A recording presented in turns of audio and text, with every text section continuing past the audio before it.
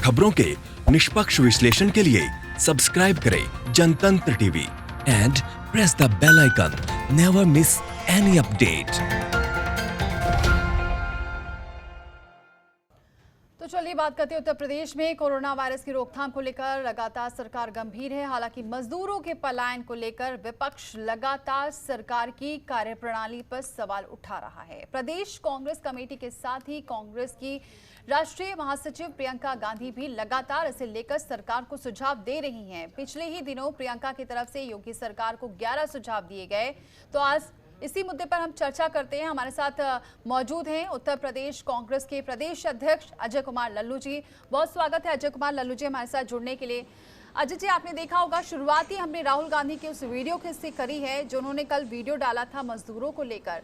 विपक्ष लगातार सवाल खड़े कर रहा है, सुझाव भी दे रहा है और मुझे ऐसा लग रहा है बहुत सारे सुझाव देख भी रही है सरकार, लेकिन क्या वजह है जो हालत इतनी खराब हो रही है लेकिन फिर भी इस पर कोई एक्शन नहीं लिया जा रहा, खासतौर से मजदूरों के मामले पर? देखिए, श्रमिकों ने इस देश का निर्माण किया है और जब श्रमिकों की बारी आई, उनके मदद की बारी आई, आपदा और संकट में श्रमिक फंसा, तो जहां सरकार को इनके साथ खड़े होने चाहिए थे, सरकार ने इनका साथ छोड़ दिया। लगातार उत्तर प्रदेश में जो हालात है वो बद से बदतर बनती चली जा रही है।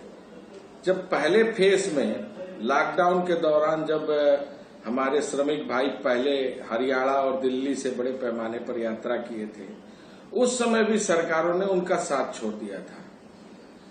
हमें याद है कि मुख्यमंत्री जी ने ये कहा था कि हर श्रमिक को हम उनके घरों तक पहुंचाएंगे।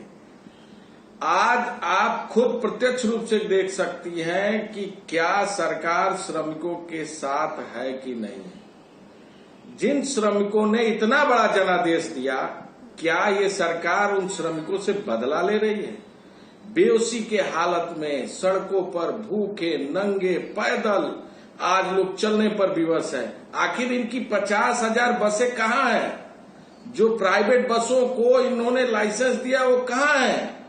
ये श्रमिक क्या हमारे देश के नहीं है, उत्तर प्रदेश के नहीं है? इसकी जिम्मेदार और जवाबदेही कौन है? सरकार लगातार भाग रही है। लगातार आप लोग भी इस मुद्दे को उठा रहे हैं, लेकिन फिर भी सरकार मौन बनी पड़ी हुई है। निश्चित रूप से यह देश के लिए, उत्तर प्रदेश के लिए बड़ी पीड़ादायक है। जी अजय जी, ये तो बात है कि सरकार से तो सवाल पूरा मीडिया इस वक्त कर रहा है मजदूरों की हालत देखकर या फिर कोरोना को लेकर जो भी बात है वो, लेकिन आप जिस तरीके से हैं, सबके बीच जाते रहे हैं, संगठन को जिस तरीके से आपने मजबूत किया, जमीनी तौर पर आप हमेशा कार्यकर्ताओं के साथ रहे, लेकिन ऐसा नहीं लग रहा है कि इस वक्त जो राजनीति है वो एक सोशल मीडिया पर आकर रुक गई है? क्योंकि यहाँ पर चाहे कांग्रेस के नेता हो या उसका जवाब दिया जा रहा है, सब सोशल मीडिया ट्विटर के जरिए हर जगह नजर आ रहे हैं, लेकिन जमीनी स्तर पर कहाँ हैं आपके कार्यकर्ता जो इन मजदूरों की कम से कम, ठीक है उनको गंतव्य तक नहीं पहुंचा सकते, लेकिन रास्ते में कहीं तो उनकी मदद कर सकते हैं, कैंप तो लगा सकते हैं, लेकिन कहीं दिखाई नहीं दे रहा है सर। नहीं, मैं आपकी इस बात को संशोधित करूंगा, आप पता कर लें। 28 जगहों पर पूरे उत्तर प्रदेश में गाजियाबाद से लेकर कुशीनगर तक कांग्रेस के सिपाहियों ने जगह जगह कैंप लगाया है। आदरणीय श्रीमती प्रियंका गांधी जी इसको लेकर काफी सजग हैं।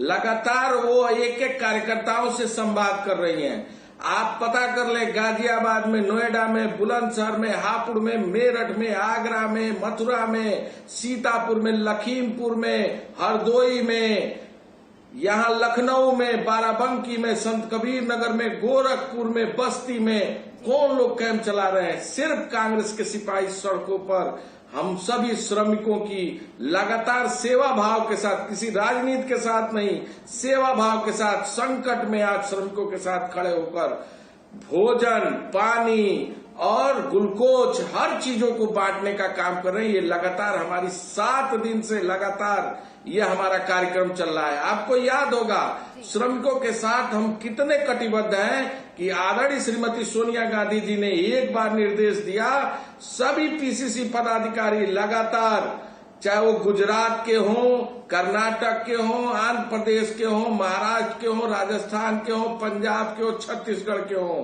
अपने पैसे से ट्रेनों की बुकिंग करके लगातार जगह जगह से जो भी श्रमिक फंसे हैं उन लोगों को किराया तक देकर हम उनके घरों तक पहुंचाने की जिम्मेदारी तय कर रहे हैं। हम अपना प्रयास कर रहे हैं कि आज संकट की घड़ी है, हमें मजदूर भाइयों के साथ, श्रमिक भाइयों के साथ, कामगारों के साथ खड़े होना चाहिए। किसी राजनीति के दृष्टि से नहीं, श्रम और सेवा के भाव से हम उनके साथ खड़े हैं। बिल्कुल अच्छी बात है। आप अगर ये पूरा आपके कार्यकर्ता लगे हैं तो अच्छी बात है, कम से कम कहीं से तो मदद मिल रही है। और इस वक्त वैसे भी राजनीति नहीं होनी चाहिए। लेकिन अजय जी ये बताइए कि अभी जहां पर और भी जहां आपकी सरकारें हैं वहां से भी जो मजदूर निकल रहे हैं या फिर जो पैदल चल रहे हैं, जब इतनी मदद की जा रही है तो फिर उनको क्या उनको ये जानकारी नहीं मिल पा रही है? क्या वजह है जो जानते हैं कि उनके लिए सुविधा हो सकती है फिर भी वो पैदल निकल रहे हैं अपने घर तक पहुंचने के लिए? इसके पीछे बड़ा कारण है।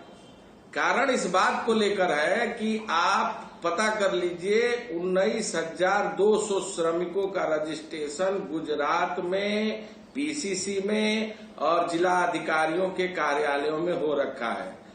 ट्रेनों की डिमांड की जा रही है, लेकिन उत्तर प्रदेश सरकार उसकी इजाजत नहीं दे रही है। राजस्थान से लगातार मुख्यमंत्री उत्तर प्रदेश की सरकार से अनुमति मांग रहे हैं, बसों के संचालन की अनुमति मांग रहे हैं कि हम इन भाइयों को उनके घरों तक भेज सके, सरकार अनुमति नहीं दे रही है। पंजाब से मांग रहे हैं, सरकार अनुमति नहीं दे रही है। महाराष्ट्र से मांग रहे हैं, सरकार अनुमति नहीं दे रही है। लोग विवश है पैदल चलने पर। ये सरकार जानबूझ के इन लोगों को, श्रमिकों को, कामगारों को कष्ट में डालने का काम कर रही है। अगर सरकार अनुमति देना शुरू कर दे, हम आपको यह विश्वास और भरोसा दिलाते हैं, पूरे देश के श्रमिकों को हम उनके घरों तक ट्रेनों से पहुंचाने की जिम्मेदारी लेते हैं। लेकिन कहीं ना कहीं सरकार को अपने दिल को खोलना पड़ेगा, उसे इस भय से निकलना पड़ेगा। ये श्रमिक हमारे भाई हैं, परिवार के आज संकट में है।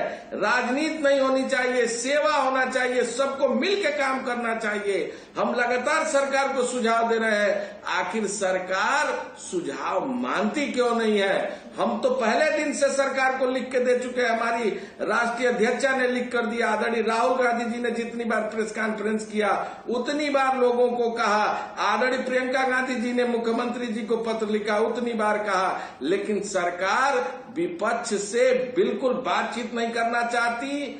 आज आप पता कर लीजिए, बुलंदशहर में हमारे कार्यकर्ता श्रमिकों को भोजन और पानी बांट रहे थे लगातार 8-7 दिनों से। आज वहां के स्थानीय प्रशासन ने नोटिस निकाल दिया कि अगर कोई भी भोजन और पानी बांटते हुए नजर आएगा उसके खिलाफ कानूनी कार्रवाई की जाएगी। ये कैसा न्याय है? ये क्या हो रहा है? क्या उत्तर प्रदेश में इसीलिए जनादेश मिला कि श्रमिकों को अगर कोई अजय जी, पहले भी ऐसी कई चीजें बात संज्ञान में आई है कि जो मदद करने पहुंच भी रहे हैं वो उनको मदद नहीं देने दी जा रही है और किसी ना किसी तरीके से रोक दिया जा रहा है।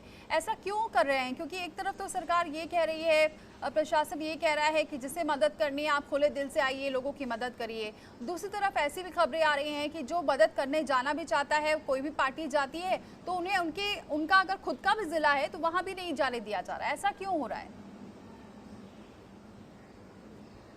मेरे 3 कार्यकर्ता जेल में हैं बहन जी, और तीनों के ऊपर 124 जैसी गंभीर धाराएं लगाई गई हैं। सचिन चौधरी जो अमरोहा में रात को भोजन श्रमिक भाइयों को बांटने गया था, हमारे भूखे प्यासे नंगे लोगों की मदद कर रहा था, गाड़ी में बैठाकर लोगों को जगह जगह छोड़ रहा था। इन्हीं अमरोहा के जिला अधिकारी और पुलिस कप्तान ने मिलकर उसके ऊपर मुकदमा लिखकर उसे जेल डाल दिया। आज 31 दिन से जेल में है। चंदौली में घटना हुई, गोरखपुर में हमारे जिला अध्यक्ष के टायर को भड़का दिया गया गाड़ी के, क्योंकि वो श्रमिकों के दुख दर्द को बांट रही थी। बहराइच में हुआ। ये सरकार जानबूझकर विपक्ष के लोगों को, खासकर कांग्रेस के लोगों को निशाना बनाकर उनके खिलाफ कार्रवाई कर रही है। ये सरकार रोड़ा डाल रही है ताकि कोई श्रमिक भाइयों के दुख दर्द को न बांट सके। जी, आखिरी सवाल और अजय जी, आगे क्या आपकी रणनीति रहेगी? क्या विपक्ष क्या इस तरह सुझाव किस तरह देता रहेगा? और क्या लग रहा है जैसे आप अपने लगातार सुझाव दे रहे हैं, और भी जो आप पार्टियां हैं, क्या वो उनका साथ आपको मिल पा रहा है? देखिए, हम आज सेवा भाव से लगे हुए हैं और हमारे नेता आदरणीय राहुल गांधी जी ने बार बार इस बात को कहा है कि आज संकट की घड़ी में हम सब लोगों को मिलकर एकजुट होकर इस महामारी से लड़ने की जरूरत है। सभी वर्ग के लोगों को एक साथ लेकर चलने की जरूरत है। आदरणीय दीदी ने पहले दिन ही स्पष्ट रूप से मुख्यमंत्री जी से कहा कि हम आपके साथ खड़े हैं। जब उन्होंने अभी कल पत्र लिखा, उसमें 13 सुझाव दिए। सूक्ष्म उद्योग, लघु उद्योग, कुटीर उद्योग के लोगों को एक राहत पैकेज की व्यवस्था देने की, उनके बिजली के बिल माफ करने की, उन लोगों को लोन देने की जरूरत नहीं है, आज उनको पैकेज देने की जरूरत है।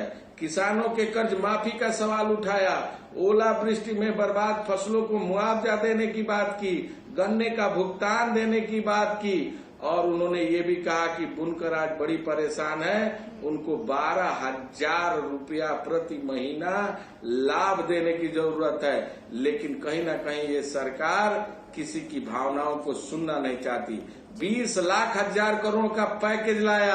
आप बता दीजिए, रेहड़ी ठेला खुमचा वाले आज 1.5 महीने से उनके घर भोजन का संकट है, आप उनको 10-10 हजार का लोन दे रहे हैं। आज लोन की जरूरत है, आज गरीबों को 75-7500 रुपए देने की जरूरत है। आखिर संकट और विपदा तो एक बार आती है। सरकारों को इतने साल तक लोगों ने जनादेश देकर, वोट देकर सरकारें बनाई। क्या सरकार इसीलिए बनती है कि देश के लोग, उद्योगपति हो, गरीब हो, मजदूर हो, मजलूम हो, आम आदमियों का संकट में हो तो उसे लोन दिया जाए? आज जरूरत है दिल खोलकर उनके मदद करने की, लेकिन इस सरकार ने मजदूरों के साथ, किसानों के साथ, नौजवानों के साथ, छोटे मोटे उद्योग के लोगों के साथ, बुनकरों के साथ, गरीबों के साथ धोखा देने का काम किया है। बहुत बहुत शुक्रिया अजय कुमार जी हमारे साथ जुड़ने के लिए। और उम्मीद यही है कि लगातार यहाँ पर जो विपक्ष है वो सेवा भाव के साथ इस वक्त लोगों की मदद करने में लगा है, लगातार सुझाव भी दे रहा है। लेकिन विपक्ष का ये कहना है जो सुझाव दिए जा रहे हैं उस पर सरकार हमसे ना बात कर रही है, ना उस सुझाव को मान रही है।